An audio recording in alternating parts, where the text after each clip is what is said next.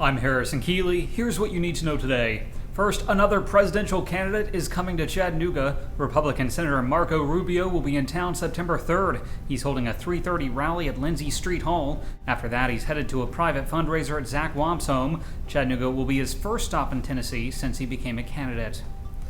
Authorities say a woman made up a rape claim against a Cleveland police officer. Earlier this month, Kimberly Minor accused Officer Carl Walls of forcing her into sex at a Gatlinburg cabin.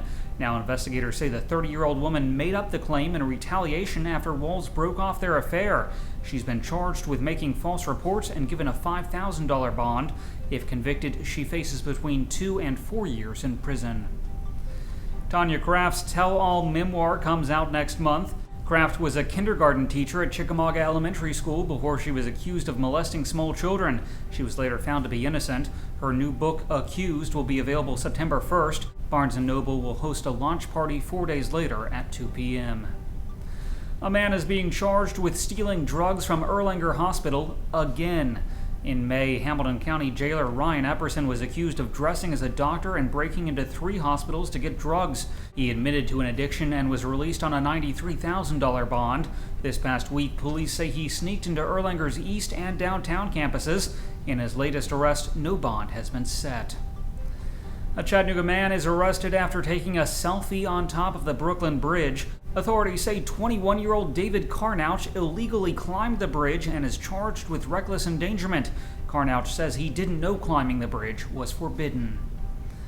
A man is arrested after authorities say he exposed his genitals to officers outside Polk County High School. Deputies say James Cloud was stranded in front of the school on his way to Ohio. When authorities asked if he had any weapons on him, he pulled down his pants. Cloud is charged with disorderly conduct and indecent exposure. He remains in custody. A new restaurant opens Monday near the Tennessee Aquarium. Pucketts takes the place of the old TGI Fridays. It will be open from 7 to 10 most days and include live music on weekends. Chattanooga is moving forward in a new Top Towns competition. The Scenic City beat Nashville in the first round. We're now up against Charleston, South Carolina. The winning towns will be featured in Blue Ridge Outdoors magazine. You can cast your vote at the magazine's website.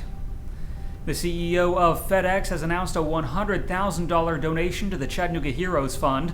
Frederick Smith, himself a former Marine, was the keynote speaker at the Chattanooga Chamber's annual meeting. The fund goes to help the families of the service members who died in Chattanooga last month. Residents in Jackson County, Alabama voted against a proposed 1-cent sales tax hike. The vote was nearly 4,000 against versus 2,600 in favor. Now county commissioners say they'll have to make up to $900,000 in budget cuts. Authorities say 2 people in Fort Payne called the fire department when their meth lab caught fire. Then they called back to say everything was all right. Firefighters showed up anyway. Now 51-year-old Leah Ann Sims and 28-year-old Blake Tolbert are arrested on drug charges. Volkswagen's redesigned Passat will be revealed next month. The makeover will be the first for the vehicle since it's been produced in Chattanooga. The all-new look will be unveiled in Brooklyn September 21st.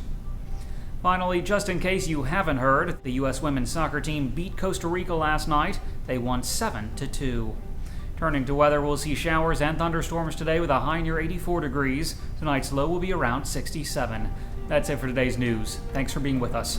You can find more on these stories and breaking news at timesfreepress.com.